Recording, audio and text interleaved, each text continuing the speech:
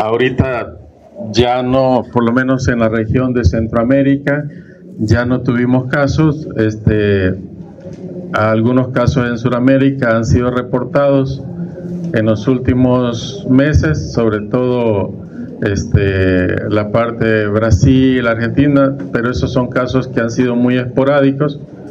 Sin embargo, se siguen reportando casos en África, en parte de Asia, de igual forma muy esporádicos. Sin embargo, la alarma que generó la viruela fue bastante importante y no podía ser de otra forma, ya que la viruela en los siglos pasados pues había causado una gran morbimortalidad, había sido una de las enfermedades por las cuales la ciencia había luchado por erradicar, y son de los pocos casos que a través de la vacunación se había logrado erradicar, ¿sí?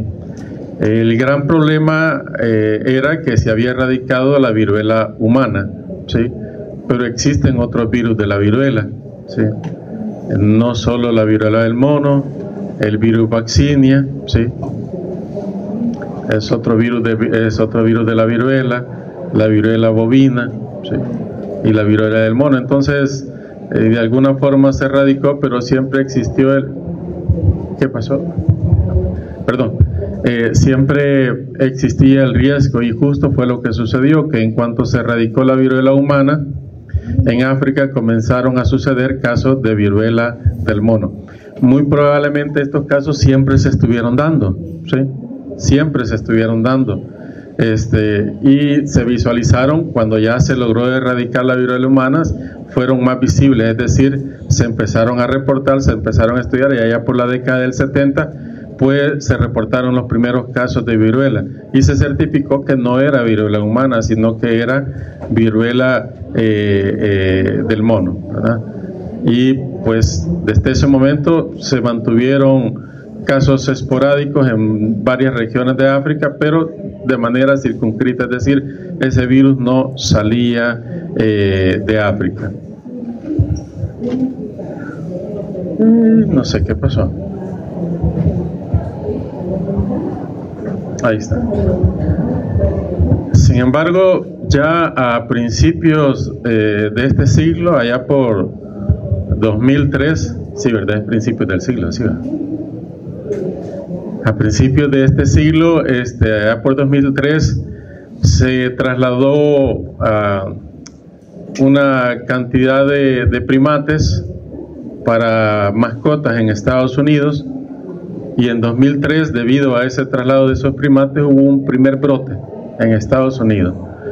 Algunos de esos primates incluso escaparon, y se presentó viruela no solo en humanos, sino en algunos animales domésticos. Entonces se dio como la primera alarma de que la viruela no estaba circunscrita solo a África, sino que también tenía la posibilidad por algunos mecanismos de poder salir. Ya en 2018 y 2019, en 2018 en la región de Israel, en Reino Unido, se reportaron varios casos. En 2019 en Singapur, antes de la pandemia de COVID, también se reportaron casos de viruela del mono. Es decir, ya se empezaban a ver casos fuera de la región de África. Entonces era posible que el virus comenzara a transmitirse de persona a persona fuera del continente, porque los casos que se dan en África normalmente tienen un contacto tarde. O sea que si les digo a las 9, viene a las 10. Me dijeron por ahí es que usted diga a las 8:15 porque vengan a las 8:30. Entonces, pero estos casos que se daban en África, la mayoría tenían como antecedente haber tenido contacto con primates infectados, ¿sí? Con primates, haber consumido carne de esos animales, haber tenido contacto, sí, haberlos cazado, siempre había algún antecedente. Sin embargo, algunos de estos casos que se reportaron ya fuera de África no tenían ese antecedente. Entonces eso ya generó las alarmas, pero vino COVID-19 y se olvidó el tema de viruela del mono. Sin embargo, silenciosamente siguió avanzando y ya para 2023 empezamos a ver casos en Europa, en Asia, luego tuvimos los casos en América, Norteamérica, Suramérica, Centroamérica, y de repente los tuvimos en El Salvador, ¿sí? Ustedes se recuerdan muy bien de eso. Y normalmente existen dos clados de viruela del mono, el clado 1 y clado 2. Hay otros subclados, pero de forma general el clado 1 se limita a África Central y es el que causa los cuadros más graves y que terminan con complicaciones en los pacientes. Además se transmite con mayor facilidad. Y el clado 2 de África Occidental es el que causa enfermedades más leves y que siempre se transmite entre humanos, pero de manera más deficiente, ¿sí? Para suerte, en esta epidemia emergente que llegó a transformarse en una pandemia, ¿sí? En 2023, el clado que se distribuyó o diseminó por el mundo fue el clado 2, y eso pues fue un alivio que fuera así, ¿verdad? Los casos sí hubieron muertes, pero no como hubiese sucedido si hubiese sido el clado 1. Vamos a saltarnos eso. Ya no se siguió alimentando la base de datos, pero para 2022 ya iban 89.500 casos, ¿sí? Con 160 muertes. Y en 2023 todavía se siguieron emitiendo casos y hoy no se le está dando seguimiento, por lo menos no en este repositorio donde se lleva el control de casos de este tipo de enfermedades virales, ¿verdad? Sin embargo, en África siguen habiendo casos. Recordando, el virus de la viruela del mono pertenece ¿a qué grupo? ¿A qué grupo pertenece? A los orthopox virus, ¿verdad? Orthopox virus. Y pues el nombre del virus es justo ese, monkeypox virus, ¿verdad? Aparte del virus de la viruela del mono, tenemos el virus de la viruela bovina, virus vaccinia y el virus de la viruela humana. Tenemos esos 4 dentro de ese grupo de los orthopox virus, ¿verdad? Nos interesa el día de hoy el virus de la viruela del mono. Si se recuerdan, no sé quién le dio la clase el ciclo pasado, pero no fui yo. ¿Fui yo? No fui.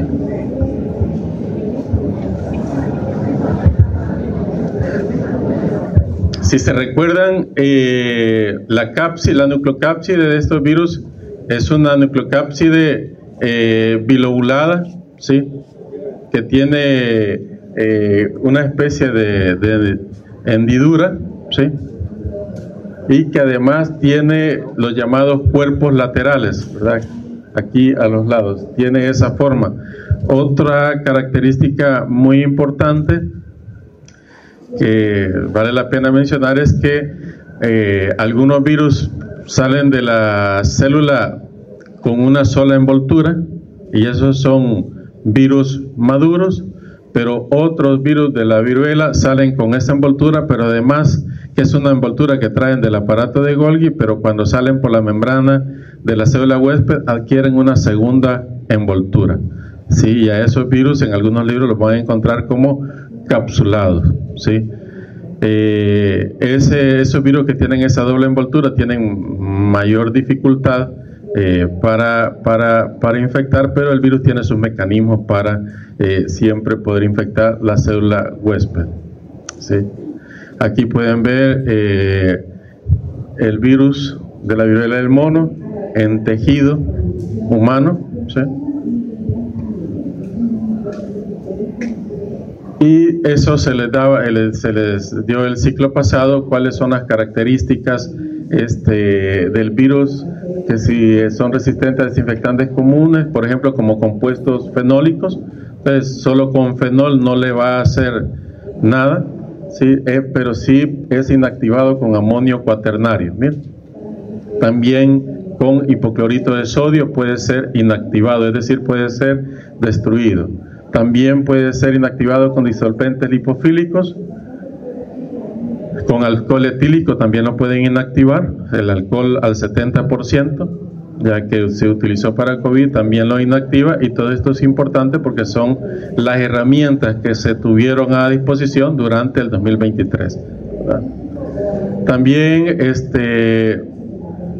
podemos inactivarlo, el virus de la vaccinia, por ejemplo, se inactiva de 2 a 3 horas a 60 grados centígrados.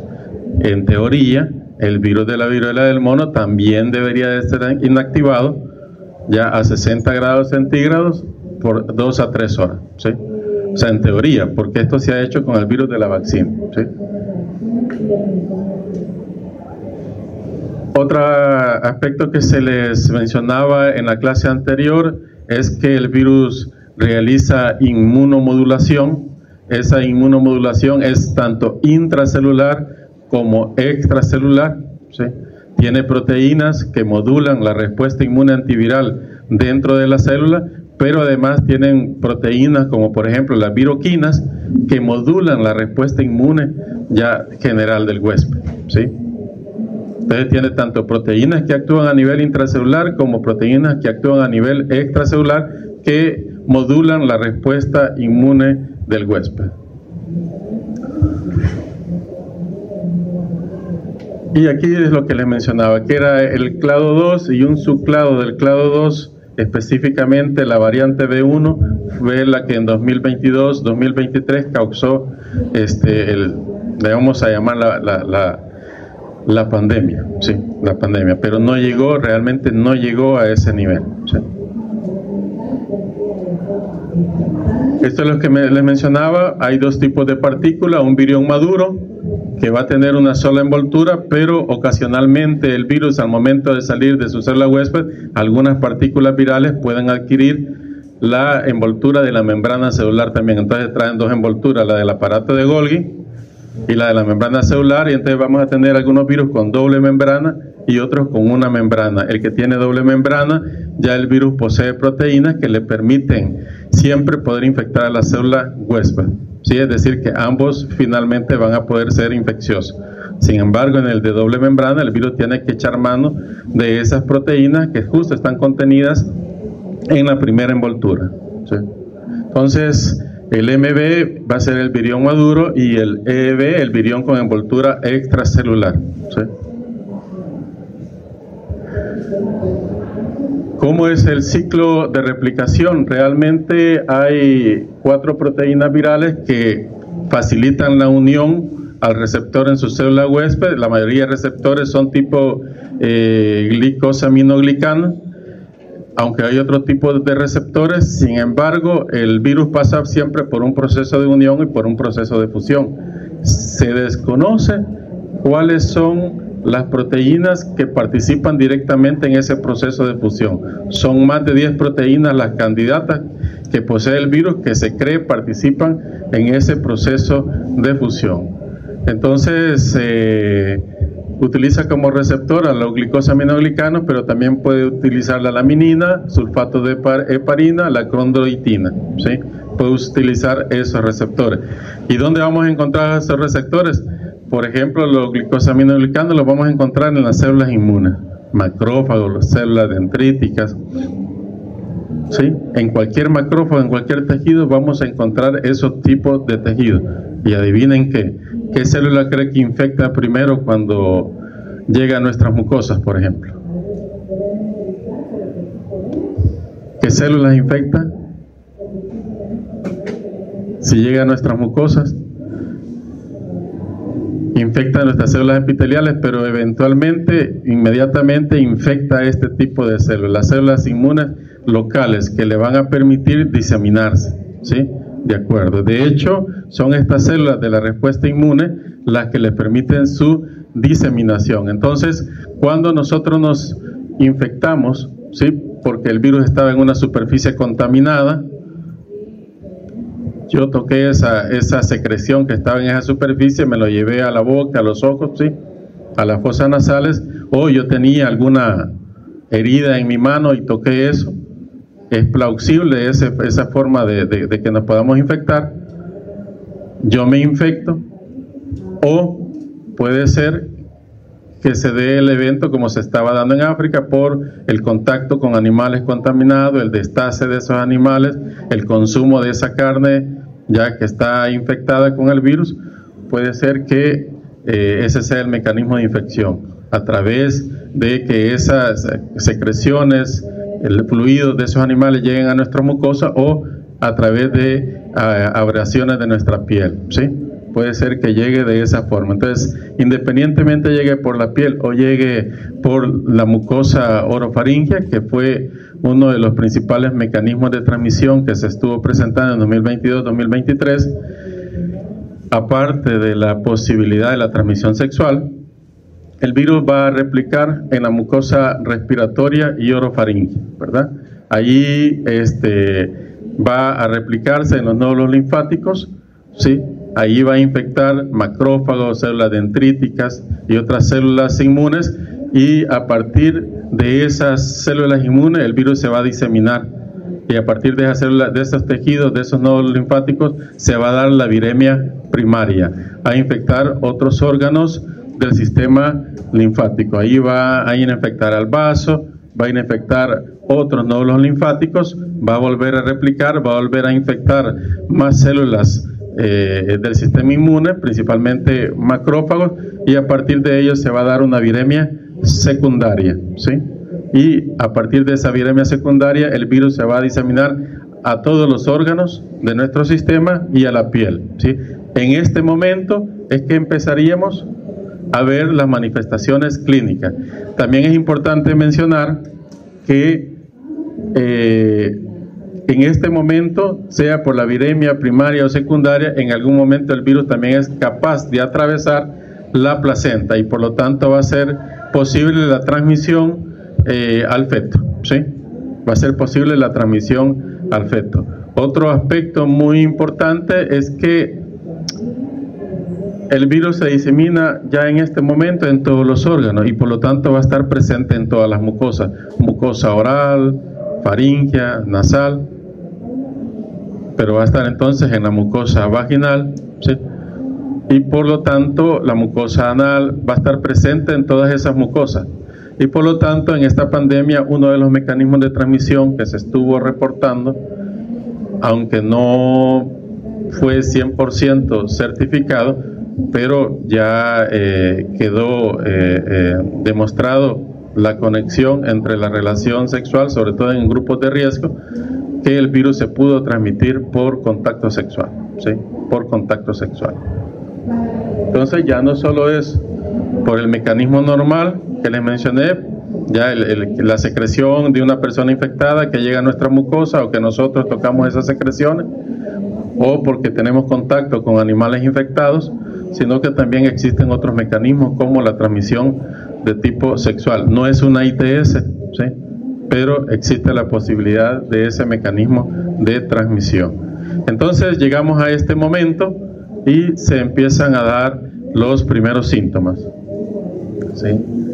Aquí en este cuadro, no se preocupen con el texto, no lo lean ahorita, es para que estudien. Aquí en este cuadro les dejo todo lo que les he estado explicando hasta ahorita, las posibilidades de cómo podemos infectarnos: a través de la mucosa, a través de la piel, cómo se disemina a través del tejido linfoide, y así llega a todos los órganos, ¿sí? Aquí se los dejo explicado. Ya, por eso es que les digo yo que no escriban, porque siempre les dejo en la diapo la explicación. Entonces esta diapositiva resume lo que les he estado diciendo los últimos 15 minutos.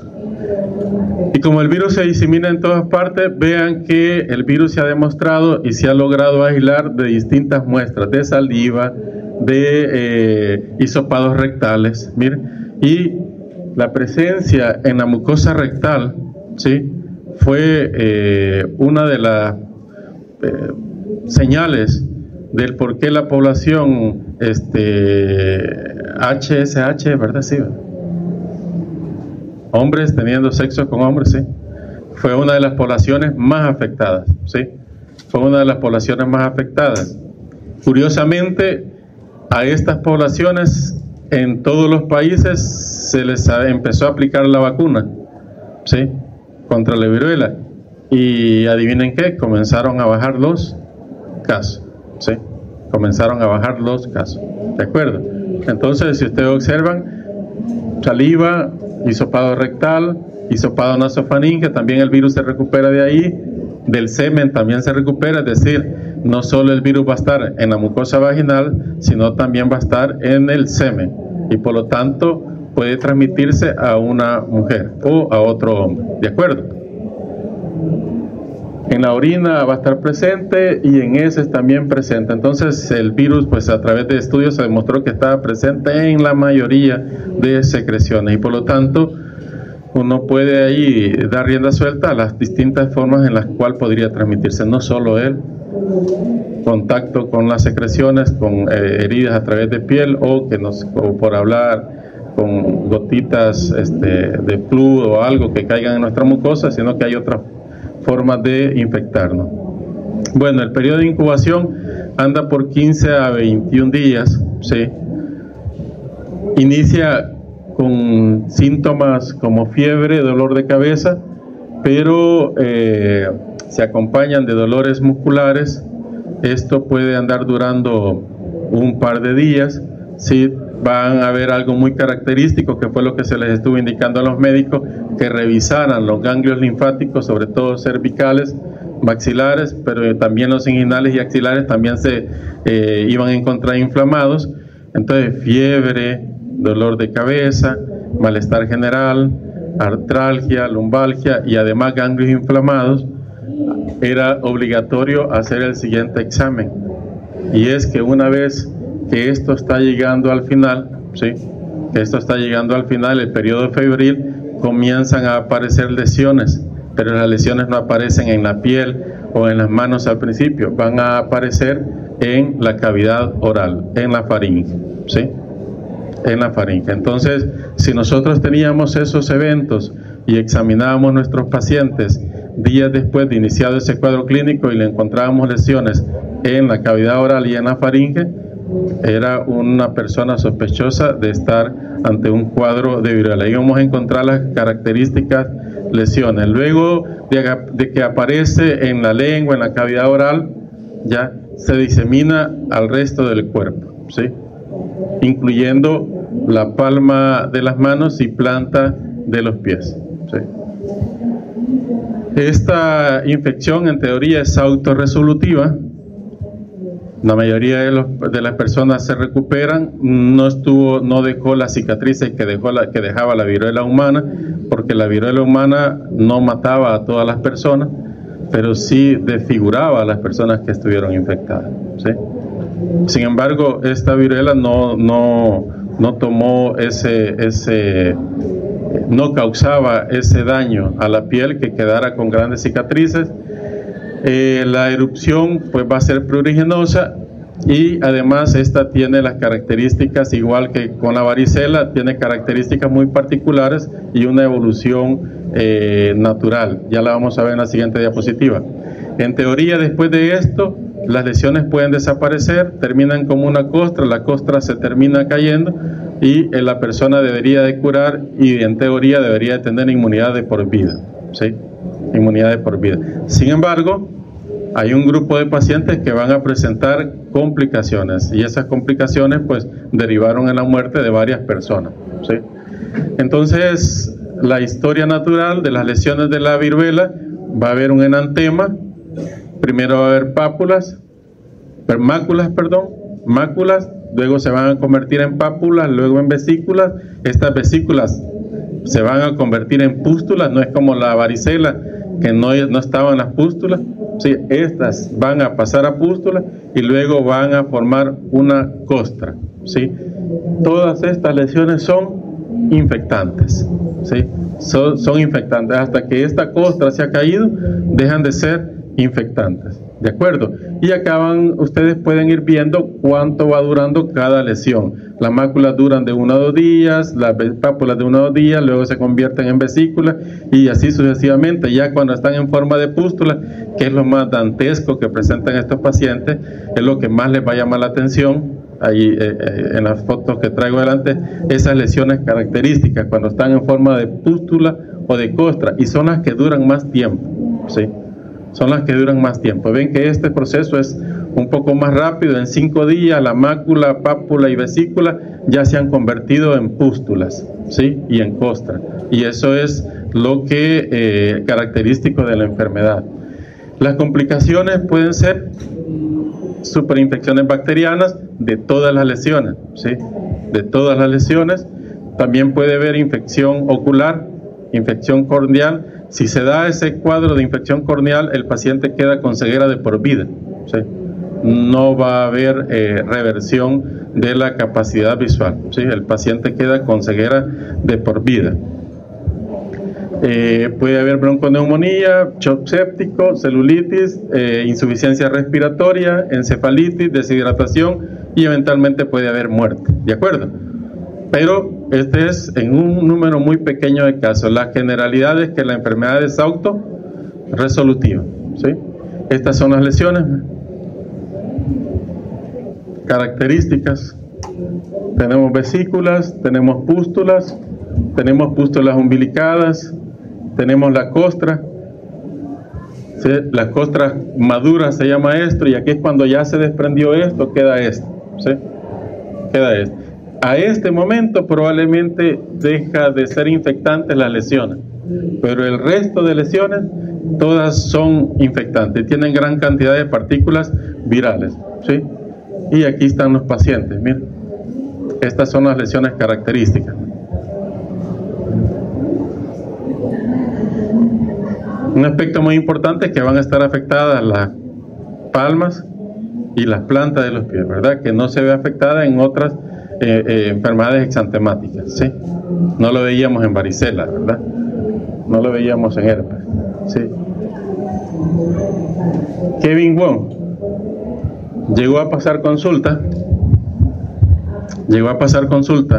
con fiebre mayor de 38, 39 grados centígrados, con cefalea, dolor lumbar, ¿sí? Malestar general y con lesiones en faringe. Lo mandaron para la casa como faringitis. Las lesiones se le siguieron complicando en la faringe. 2 días después volvió a consultar y lo volvieron a mandar a la casa como una exantema alérgico, ¿sí? Siempre hay que tener presente la información epidemiológica, ¿verdad? Entonces, él pasó por varias consultas antes de que se le diagnosticara que lo que tenía realmente era viruela, ¿sí? Lo que tenía era viruela. Entonces, siempre hay que tener presente lo que les mencioné en este cuadro, ¿sí? En este cuadro. Con este cuadro, lo que debo de ir a revisar es boca, lengua, garganta, ¿sí? Si encuentro lesiones, es subjetivo de viruela. Él llegó varias veces donde el médico, y el médico, quizás como no era de este país, no había venido a enfermedades transmisibles de este departamento, ¿verdad? Entonces lo hicieron pasar, a saber a cuántas personas más infectó él. Pero él hizo público su caso.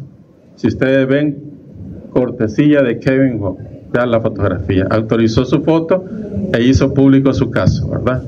Como otros. Entonces, ¿cómo hacemos nuestro diagnóstico? El diagnóstico es clínico, ¿sí? El diagnóstico es clínico, porque si nosotros empezamos a tener casos de viruela en el país y de repente le llega a su paciente con esto, vamos a quedarnos hasta acá. Solo está en lengua y garganta y el resto de piel normal. Usted, si le dice, mira, tiene viruela, casi nadie le va a creer. Pero si días después ya empieza con lesiones en cara, en mano y todo, ¿qué tiene el paciente? Viruela del mono. Tenemos casos de viruela en el país, tiene viruela del mono. Entonces es importante el diagnóstico clínico, ¿sí? Muy importante el diagnóstico clínico. Sin embargo, como es una enfermedad de importancia epidemiológica a nivel mundial, es importante certificar el diagnóstico. Además, para poder aplicar el respectivo tratamiento, sea con antiviral, ¿sí? El diagnóstico molecular, ¿de dónde lo vamos a hacer? Lo podemos hacer a partir de secreciones, a partir de lesiones, a partir de las vesículas, a partir de las pústulas. Podemos utilizar todo ese tipo de muestras para hacer el diagnóstico. El diagnóstico principalmente va a ser molecular. ¿Listas, por favor, chicos? ¿Me pasan las listas? ¿O ya las tiene Lick? ¿Ya recibieron las listas? Ok. Entonces, el diagnóstico se va a hacer a partir de esas muestras. ¿Qué diagnóstico se va a hacer? Molecular, ¿verdad? Se va a hacer PCR o PCR en tiempo real. Lo ideal es hacer PCR en tiempo real. Es importante el transporte y almacenamiento de las muestras, se los pongo ahí solo para que lo sepan, pero más importante que eso es poder determinar que es el virus de la viruela del mono el que está infectando a esa persona, pero además no solamente eso, sino demostrar también qué clado es el que está infectando a esa persona. Entonces habían pruebas o algoritmos que solo detectaban un ortopoxvirus en general y después había que hacer una prueba adicional específica para el virus de la viruela del mono, y otro algoritmo donde de un solo la primera prueba molecular era PCR en tiempo real para el virus de la viruela del mono. Sin embargo, este algoritmo implicaba que si daba positivo tenía monkeypox, pero además se hacía una prueba adicional. Entonces el algoritmo más adecuado y que fue el que se aplicó fue este, y es porque aparte de diagnosticar el virus de la viruela del mono en nuestro paciente, además se identificaba el clado. ¿Y por qué es importante identificar el clado? ¿Por qué era importante identificar el clado? Porque depende del clado que nos esté infectando, así va a ser la capacidad de transmisión y además la gravedad del cuadro clínico que provoca, ¿sí? Entonces es importante no solo determinar qué era viruela del mono, sino cuál clado era, y para eso habían distintos genes de viruela del mono que se podían testear para poder determinar si era clado 1 o era clado 2, ¿verdad? Y creo que esta es la última diapo. Sí, esta es la última diapo. Las medidas de prevención y control de la OMS son, ya las estuve mencionando, ¿verdad? Son todas esas. Adicionalmente a eso podemos hacer profilaxis pre y guarden silencio, chicos. Todas estas son las medidas de prevención, ¿sí? Todas estas son las medidas de prevención, pero adicional a eso podemos hacer inmunoprofilaxis, preexposición y post-exposición, ¿sí? En el caso, por ejemplo, de las personas de la población HSH, por ejemplo, se les recomendaba uso de preservativo, evitar contacto con lesiones de sus compañeros de intimidad. Además, a ellos, a los que no habían padecido enfermedad, se les proporcionó la vacuna. Hubo un escándalo de por qué la vacuna se les ofrecía a ellos, en algún momento dijeron que era algo discriminativo en contra de ellos, cuando realmente fue para prevenir, ¿sí?, que si se exponían no se infectaran, y si se infectaban no presentaran el cuadro grave. Y justo cuando se implementó en los países desarrollados, Norteamérica, Europa, sí, y parte de Asia, la profilaxis preexposición en esas poblaciones disminuyeron importantemente los casos, ¿sí?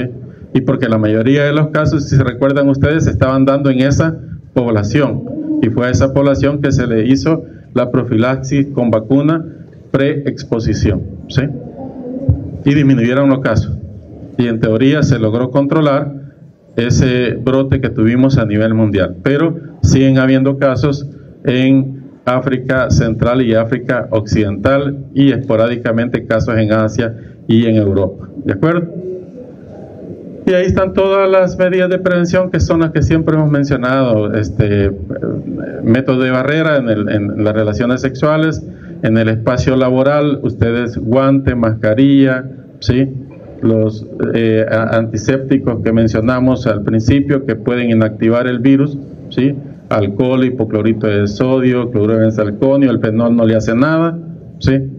Y todas esas medidas que debemos tomar. Si hay información epidemiológica de casos, es cuando más debemos de extremar todas esas medidas. ¿Hay preguntas, chicos? ¿No hay preguntas? No. Bien.